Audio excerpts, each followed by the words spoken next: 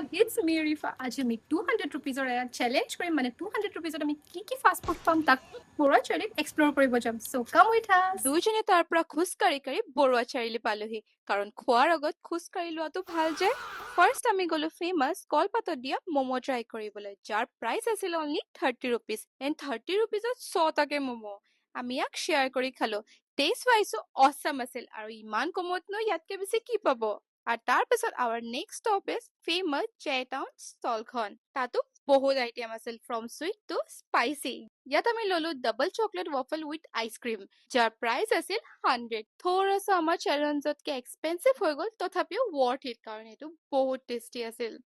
next is my personal favourite fuchka ষ্টলখন and I don't believe এই ষ্টলখন যোৰহাটৰ মানুহে চিনি নাপাওঁ বুলি ক'লে তাতো মই 10 টকাৰ ফুচকা খালো নেক্সট আৰু আজি আমাৰ চেলেঞ্জৰ লাষ্ট ষ্টপ আছিল ইনষ্টাগ্ৰাম ভাইৰেল ক্ৰাঞ্চ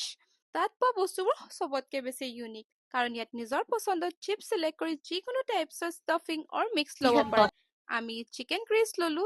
যাৰ প্ৰাইচ আছিল 80 ইয়াক আমি শ্বেয়াৰ কৰি লৈছিলো মানে মই 40 হে দিব লগা হ'ল এণ্ড অ' মাই গড বহুত বেছি টেষ্টি আছিল আপোনালোকেও আহি নিশ্চয় ট্ৰাই কৰি চাব আৰু এই সকলোবোৰ ষ্টল আছে বৰুৱা চাৰিআলিৰ পৰা গাৰ্লছ স্কুলৰ ফালে মানে নেহেৰু পাৰ্কৰ ওচৰত এণ্ড লাষ্টত 20 ৰুপিজৰ কোকোকোলা কিনি মোৰ চেলেঞ্জ ইয়াতে শেষ হ'ল আপোনালোকেও ইয়াত কি কি ট্ৰাই কৰিছে মোক কমেণ্ট ছেকশ্যনত জনাব নাপাহৰিব টিল দেন বাই